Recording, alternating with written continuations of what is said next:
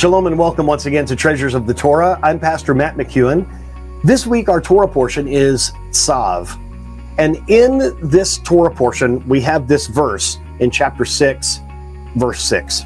A constant fire shall burn upon the altar, it shall never go out.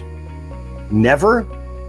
That's correct. Never. It shall never go out.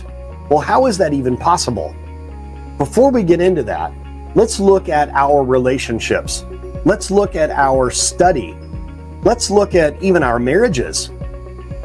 Can we admit to ourselves that at the beginning of anything, whether it's dating your spouse or studying a new subject or even a friendship, that the fire of either passion or devotion or loyalty is burning very brightly?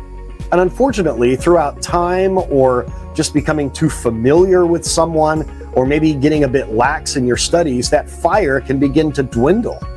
And sometimes that fire can go out, which obviously spells the death and destruction of our relationships, the derailing of our studies. All sorts of negative things can happen if that fire goes out. This fire on the altar was supposed to burn continuously. Let's listen to what it says here in the Jerusalem Talmud from Tractate Yoma 4:6. It says, constantly, even on Shabbat. Constantly, even under conditions of ritual impurity. It shall never go out. Also, not during the journeys through the desert when the altar was covered with a cloth of purple wool. What did they do with the fire during the journeys? How is a fire supposed to keep going on the altar if it's being covered up with this purple cloth made of wool? Well, they placed over it a copper bowl, allowing the fire to continue. Do you see what's going on here? There is something protecting the fire, something protecting it from the elements, something that allows it to keep going even when it's traveling. Let me read on to you. Shabbat is when we disengage ourselves from all things material. Ritual impurity, tumah, represents an opposite state, one of excessive enmeshment in the mundane. Yet the Torah instructs that the fire upon the altar must be kept burning even on Shabbat, and even under conditions of ritual impurity. There are times when we believe ourselves to be above it all, as the spirituality of the moment transports beyond the so-called trivialities of physical life. Conversely, there are times when we feel overwhelmed by those very trivialities. Says the Torah, the fire on your internal altar must and can be kept burning at all times. No moment in your life is too exalted or too debased to sustain your passion and enthusiasm in the fulfillment of the purpose to which you were created, which is to raise up to God the materials of your everyday existence. What beautiful words there from the commentary, The Wellspring of the Torah.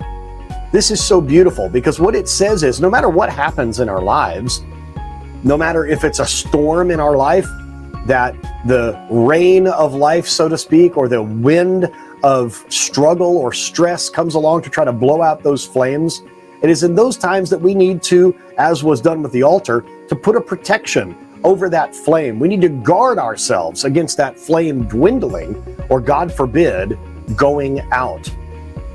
Relationships take work. Our marriages, our friendships, our business partnerships, these all take work and maintenance to keep the fire going. And the same is true, even more so, in our relationship with Hashem, in our study of the Torah. We have got to work to keep the fire going. It doesn't just happen automatically. Many times I have used the example of riding a bicycle up a hill. If you stop pedaling the bicycle, you don't stay still. You roll back down the hill. So we must always be actively striving to keep elevating, to keep going up and up to a higher level of spirituality and of divine consciousness. This is our job. This is our duty in this world. There's no room for coasting. There's no room for stopping the pedaling process, because we will not simply stay there, we will descend. What about you in your life? What are the things that you know you can do, even though they take work, to keep the fire going in your marriage, in your job, in your workplace, in your friendships, and in your relationship with the Mighty One of Israel, in the study of His Torah? How can you keep that fire going and protect it from the stresses and the elements of this world that will try to put it out? Thank you for joining me this week. I appreciate it. Share this video with your friends and loved ones. And if you'd like to study at the same place where I study, Yeshivat Shuvu, the largest online Messianic Jewish yeshiva in the world, please go to shuvu.tv and fill out an application. Many blessings to you. Shabbat Shalom, and we'll see you next week.